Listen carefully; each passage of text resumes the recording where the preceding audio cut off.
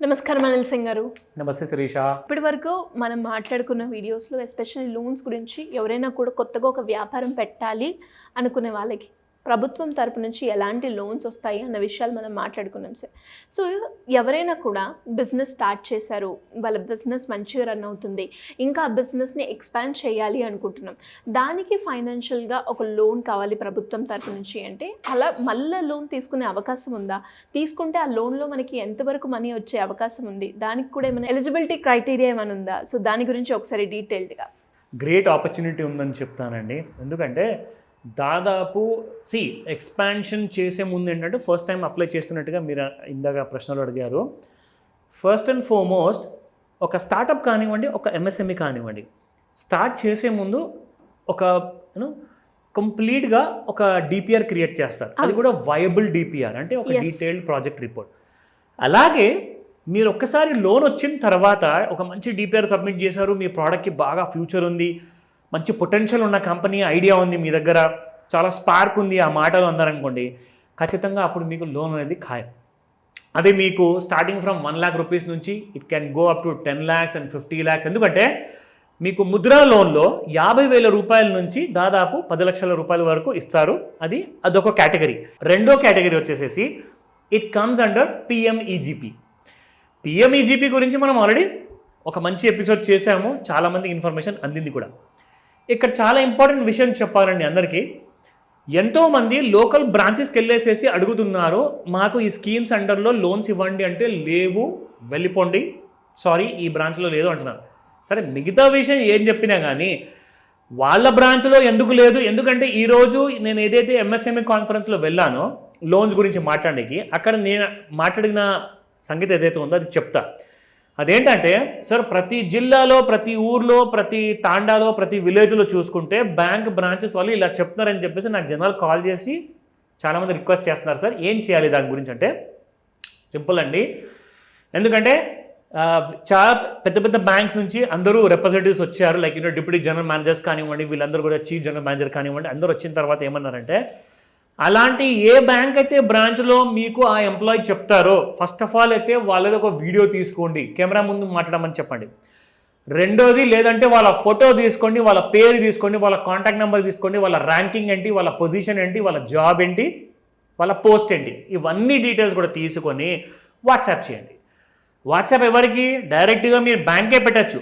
కావాలంటే నాకు పంపించండి, నేను బ్యాంక్ వాళ్ళకి పంపిస్తా, అలా కూడా నేను హెల్ప్ చేయడానికి రెడీగా ఉన్నాను. ఎందుకంటే ఇస్తున్న సహాయం కాస్త కరెక్ట్గా పబ్లిక్కి చేరాలి.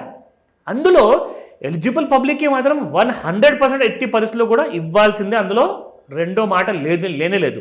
అయితే ఈ విషయానికి చాలా సీరియస్గా ఉన్నారు higher management of every bank, including మన గవర్నమెంట్లో ఉన్న లైక్ ఎంఎస్ఎంఈలో ఉన్న డైరెక్టర్ గారు కానివ్వండి, అసిస్టెంట్ డైరెక్టర్ కానివ్వండి, వాళ్ళతో పాటే అలాగే నేషనల్ స్మాల్ ఇండస్ట్రియల్ కార్పొరేషన్ నుంచి వచ్చిన మేనేజర్ గారు కానివ్వండి, వీళ్ళందరూ కూడా క్లారిటీ ఏమిచ్చారంటే there has to be a perfect support అనేది ఇవ్వడానికే కదండి గవర్నమెంట్ ఆఫ్ ఇండియా అండర్ మినిస్ట్రీలో ఇవన్నీ పెట్టారు.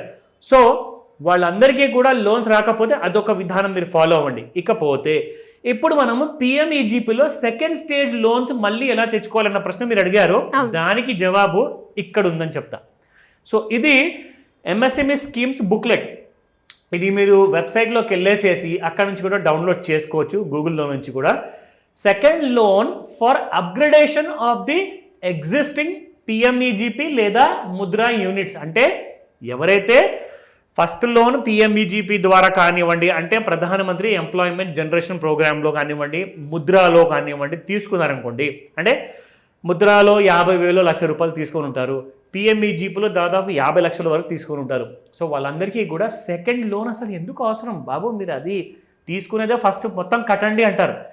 సరే సార్ తీసుకున్నాము, 4 ఏళ్ళ వరకు కడతాము, అది ఎలాగో కట్టాలి, ఫస్ట్ ఇయర్ అయిపోయింది, సెకండ్ ఇయర్ అయిపోయింది, ఇప్పుడు మా బిజినెస్ ఇంకా గ్రో అవ్వాలి అనుకుంటున్నాము, ఎక్కడి నుంచి మేము లోన్ అప్గ్రేడేషన్ లోన్ తీసుకుంటాము అంటే దానికి కావాల్సిన డాక్యుమెంటేషన్ ఇవన్నీ కూడా చెప్తా.